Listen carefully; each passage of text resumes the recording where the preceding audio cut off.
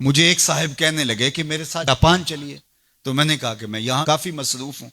تو انہوں نے مجھے کہا کہ آپ ذرا چل کے دیکھیے تو صحیح، آپ کو 29 سال ہو گئے ہیں تبلیغ کرتے ہوئے، سمجھاتے ہوئے، اور 40 برس آپ کے والد گرامی کو بھی ہو گئے، اور پھر اس کے بعد آگے بھی آپ کے مشائخ، اور اسی طرح آپ اب مبلغین تیار کر رہے ہیں، جمعہ میں بھی یہی خطبہ ہوتا ہے، اجتماعات میں بھی یہی گفتگو کرتے ہیں. تو آپ جو تبلیغ کر رہے ہیں اور لوگوں کو یہ بتا رہے ہیں، یہ کوئی میرا فلسفہ نہیں ہے تو میں آپ کو جس کا پابند بنانا چاہتا ہوں، یہ تمہارے رسول کی سنت ہے. جس پیارے سے تم ٹوٹ کے محبت کرتے، یہ اس کا طریقہ ہے کہ جھوٹ نہیں بولنا. کہا سمجھا سمجھا کے 29 سال جس قوم کو ہو گئے ہیں، آپ جاپان میں دیکھیے وہ کر رہے ہیں، اور نئی اقدار کو دریافت کرنے کے لیے آگے بڑھ رہے ہیں. یہ تو کر چکے ہیں، وہ کسی دغا نہیں کرتے، جھوٹ نہیں بولتے، کسی سے فراڈ نہیں کرتے. ان کو کسی مذہب نے نہیں یہ بتایا، ان کی ماں کی گود سے تربیت ملی کہ جھوٹ نہیں بولنا. اس کی ماں کی گود سے تربیت ملی کسی سے دھوکہ نہیں کرنا، کسی سے فراڈ نہیں کرنا. کیا ہماری مائیں جو حضور پر درود پڑھنا سکھاتی ہیں، یہ کیوں نہیں سکھاتی ہیں کہ کسی سے فراڈ نہیں کرنا ہے، کسی سے دھوکہ نہیں کرنا ہے؟ ہم کیا ممبر و محراب سے ساری زندگی اب اسی مشن پہ لگے رہیں گے کہ یہ نہیں کرنا، اور دنیا کو تسخیر کرنے کا خواب شرمندہ تعبیر رہ جائے گا؟ یار جب بچہ ہوتا ہے کچی کلاس کے اندر تو اس کو پورنے ڈال کے دیے جاتے ہیں، آپ کو اگر یاد ہو تو، اور اس کے اوپر وہ لفظ لکھتا ہے، اور وہ میٹرک تک چلا جائے ابھی تک پورنے ہی جو ہے اس کو ڈال کے دینے پڑے، تو پھر وہ کس طرح ماسٹر کرے گا؟ یار ابھی تک ہم سچ بولنے کے عادی نہیں ہوئے، پوری کائنات کے اندر محمد عربی کا دین کیسے پہنچائیں گے ہم کیسے پہنچائیں گے؟ دنیا کہاں سے کہاں چلی گئی اور ہم کہاں کھڑے ہیں؟ اکبر الہ آبادی نے کہا تھا، مس پہ ہے اپنی نظر اور سیم ان کے ہاتھ میں.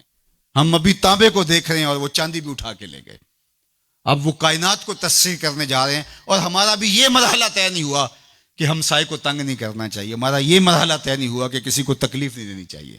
انسانی سوسائٹی، انسانی معاشرت کے خد و خال ہیں واضح، اور اسلام نہ بھی ہو تو کفر کے معاشروں کے اندر بھی یہ پایا جا رہا ہے کہ ہمسائے کو تکلیف نہیں دینی، کسی کو دکھ نہیں دینا، فراڈ نہیں کرنا، جھوٹ نہیں بولنا، 2 نمبر چیز نہیں بیچنی.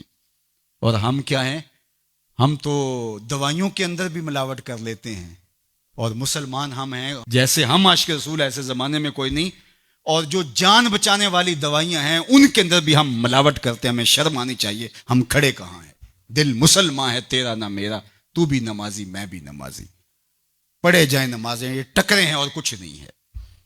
ہمارا دین ہم کو ایک ایسی پاکیزہ زندگی گزارنے کی تلقین کرتا ہے. یار ہمارے سامنے حضور کا نقشہ ہو، ہمارے سامنے حضور کی تعلیمات ہوں، اتنا نور برس رہا ہو ان کی سیرت کے انوار کا، اور پھر بھی ہم اپنی زندگی جو ہے وہ درستی نہ کر پائیں، تو پھر کیا ساری زندگی ہم یہی کام کرتے رہیں گے؟ ساری زندگی یہی کہتے رہیں گے کہ جھوٹ نہیں بولنا، جھوٹ نہیں بولنا؟ کہتے رہیں گے ہم، اس سے انکار نہیں ہے، لیکن کائنات کو تسخیر کیسے کریں گے جب اس مرحلے سے نہیں نکلیں گے؟ تو میری آرزو یہ ہے کہ دیکھو، میں نے اپنی قبر میں جانا ہے، آپ نے اپنی لحد میں اترنا ہے. میں اور آپ اپنے آپ کو یہ مت سمجھیے کہ وہ سنورے گا تو معاشرہ ٹھیک ہوگا. معاشرہ ٹھیک ہو نہ ہو، مجھے ٹھیک ہونا ہے. مجھے اپنی زبان کو کبھی بھی جھوٹ کی بدبو سے متعفن نہیں ہونے دینا. مجھے کبھی بھی کسی کو اذیت نہیں دینا، چاہے وہ میرا ہمسایہ ہے یا میرا دشمن بھی کیوں نہ ہے. مجھے کسی کے لیے غلط نہیں سوچنا ہے، اور کسی کو نقصان پہنچانے کی منصوبہ بندی کی دور کی بات ہے، وسوسہ بھی آئے کسی کو نقصان پہنچانے کا تو اس کی بھی نفی کرنی ہے، چونکہ میں اس آقا کا غلام ہوں جو رحمت للعالمین ہے. تو اس آقا کے لائے ہوئے نظام شریعت کو نافذ کرنے کے لیے ہمیں عملی قدم اٹھانا پڑے گا.